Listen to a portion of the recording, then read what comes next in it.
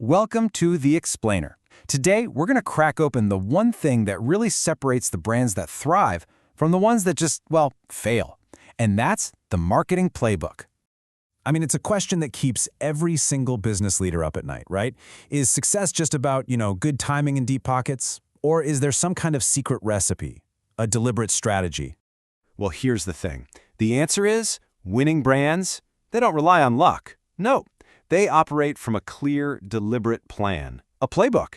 And today, we're going to deconstruct that playbook and turn all that chaos into pure clarity. Okay, let's dive in. Part 1. What's the big idea? This is all about laying the foundation.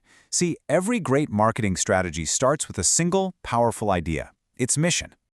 A mission statement isn't just some fluffy sentence you stick on the company website. No way. Think of it as the North Star. It's a concise, powerful declaration of why the organization even exists. And when you really look at it this way, it's surprisingly simple. A strong mission just combines two things: understanding who you serve and knowing that unique value, your core competency, that you bring to them. That's pretty much it.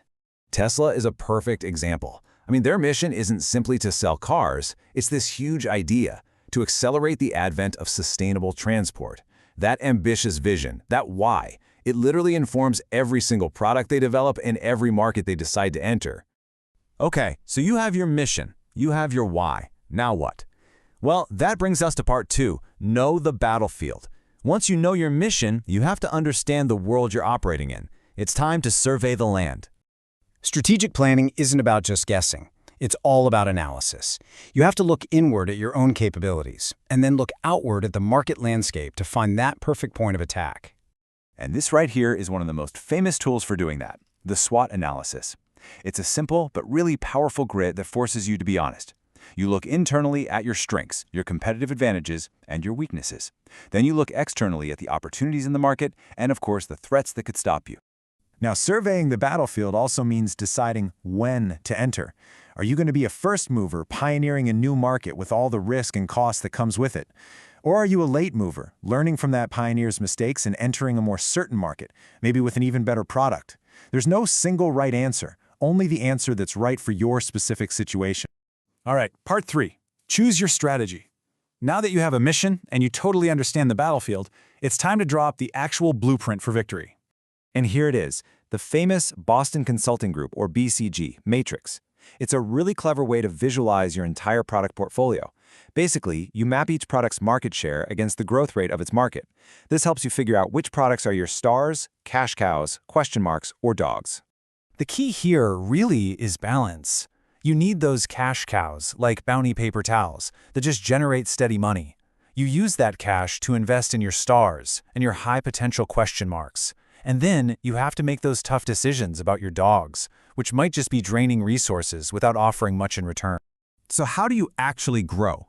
Well, it turns out there are really only 4 fundamental ways to do it. You can penetrate your current market more deeply, find new markets for what you already sell, develop new products for your existing customers, or diversify into a whole new territory entirely. Let's look at a real example. Crayola. Here's a brand that parents have trusted for generations. They saw the trend of adult coloring taking off. So they didn't need to find a new audience, they just developed a new product for the people who already knew and loved their brand. A classic and, frankly, brilliant product development play. But listen, a brilliant blueprint is totally useless if you don't build anything. And that brings us to part 4, the action plan. This is the construction phase, where all that strategy becomes reality. The marketing plan is that bridge from strategy to action. It's the detailed written document that tells everyone on the team what needs to be done, who's doing it, and how you'll even know if it's working. And just look at how comprehensive this framework is. It connects everything we've talked about, from that big picture SWOT analysis right down to the nitty-gritty of who does what and when. And this isn't just a document. It's a tool to get the entire organization aligned and moving in the exact same direction. A huge part of that plan is a clear implementation timetable. You have to break the strategy down into concrete activities, sequence them, and assign ownership. I'm telling you, without this level of detail, even the best plan in the world will just fall apart. And that brings us to the final, and let's be honest, often forgotten piece of the playbook. Part 5, measuring the win. After all the planning and all the execution, How do you know if you've actually won? Well, you can't know if you've succeeded unless you first defined what success actually looks like. That's a performance standard. It could be a sales number, a market share percentage, or even a reduction in customer complaints. It's your benchmark for success. It's your finish line. But here's the thing. Measuring success isn't just about counting sales. Sure, sales analysis tells you what you sold, but marketing cost analysis, that tells you how efficiently you sold it. And the most profitable companies out there, they are masters of both.